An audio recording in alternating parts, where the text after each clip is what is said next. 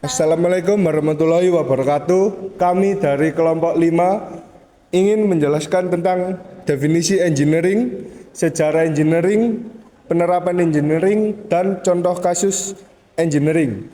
Saya Bima Surya Saputra. Saya Nanda Agustia. Saya Elizabeth Dini.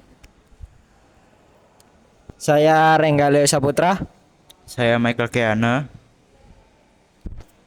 Dan di sini akan dimulai dari definisi engineering. Oke, yang pertama, definisi engineering. Menurut Mahfud MD, engineering konstitusi merupakan upaya politik dan hukum yang dilakukan secara sadar untuk merata ulang sistem ketatanegaraan agar lebih sesuai dengan perkembangan zaman, aspirasi masyarakat dan kebutuhan demokrasi yang sehat. Sedangkan menurut Maria Budarjo, engineering konstitusi adalah upaya yang disengaja untuk mengatur dan membentuk struktur kekuasaan negara melalui perubahan atau pembentukan konstitusi demi stabilisasi politik dan pemerintahan yang efektif. Nah, sekarang akan dilanjutkan oleh sejarah engineering.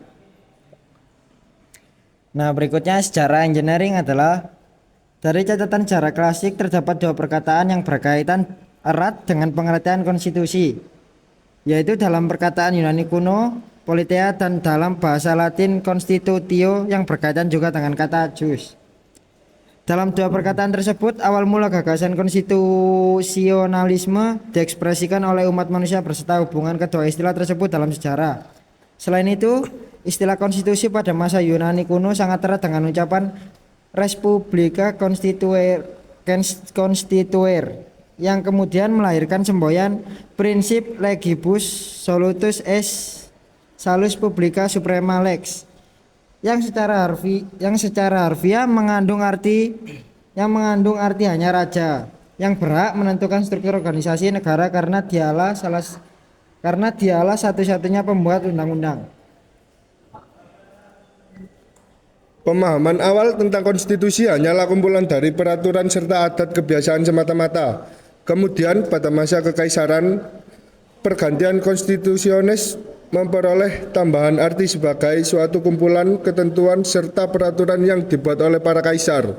Konstitusi mempunyai pengaruh cukup besar sampai abad pertengahan, di mana tentang kekuasaan tertinggi daripada Kaisar Roma telah menjelma dalam bentuk Letat General di Perancis. Bahkan keganderungan orang Romawi akan orde unitas telah memberikan inspirasi bagi tumbuhnya paham demokrasi, perwakilan, dan nasionalisme.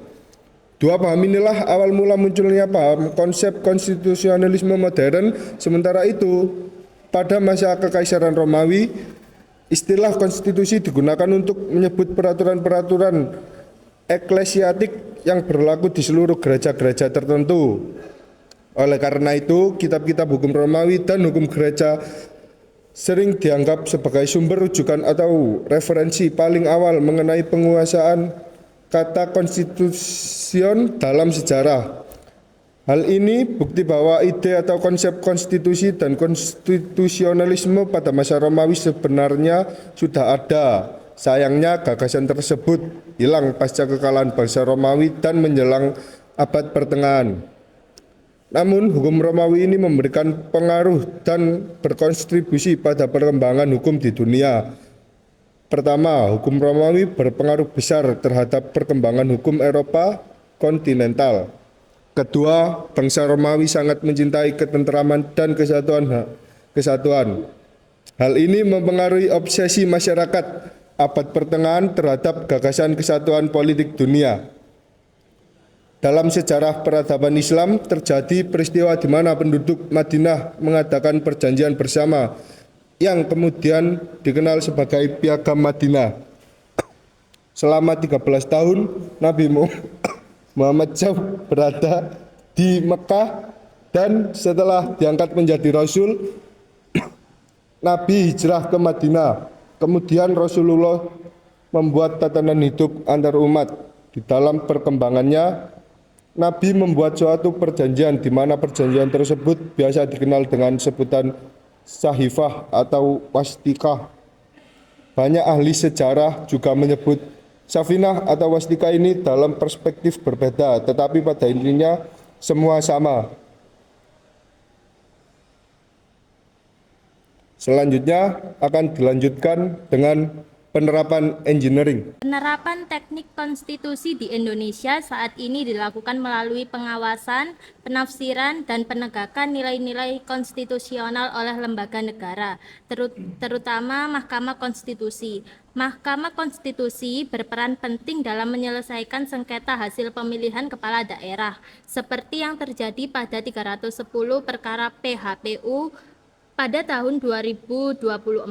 Mahkamah Konstitusi juga menguji dan membatalkan undang-undang yang dianggap bertentangan dengan konstitusi. Misalnya pembatalan pasal presidensial threshold dalam Undang-Undang Pemilu pada awal 2025 dengan mekanisme judicial review.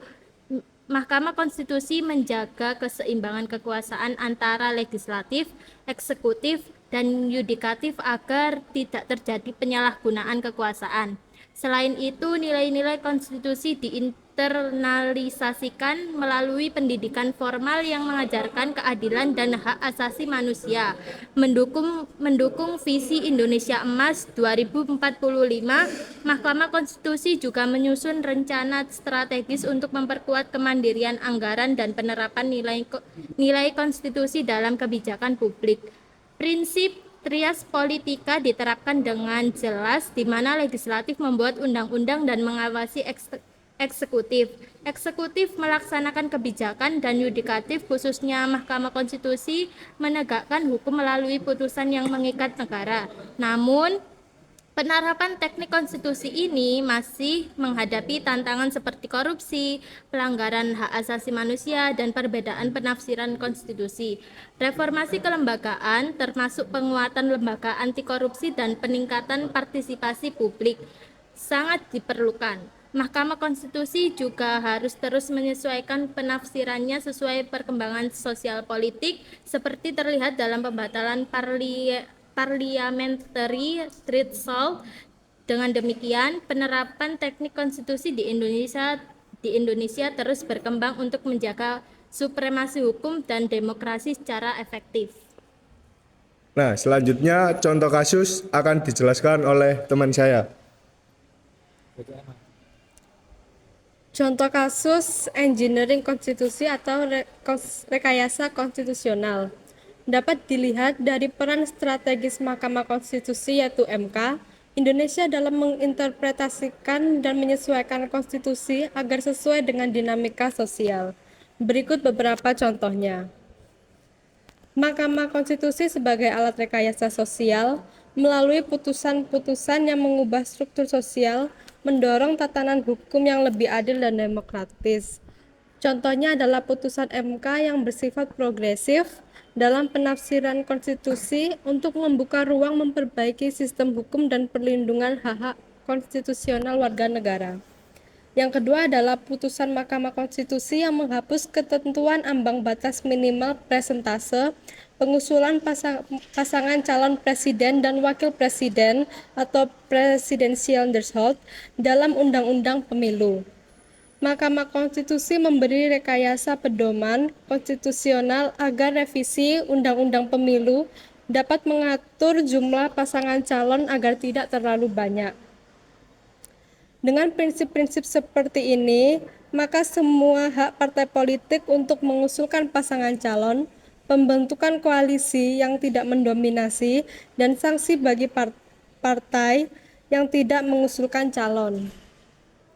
Yang ketiga adalah penerapan prinsip pembagian kekuasaan dan perlindungan hak asasi manusia dalam konstitusi Indonesia yang diwujudkan melalui pembentukan lembaga-lembaga negara seperti Mahkamah Konstitusi dan lembaga perwakilan yang dipilih rakyat, serta instrumen partisipasi langsung rakyat dalam pengambilan keputusan pemerintah. Nah, seperti itu penjelasan dari kelompok kami. Apabila ada salah kata yang disengaja maupun tidak disengaja, mohon maaf. Wassalamualaikum warahmatullahi wabarakatuh.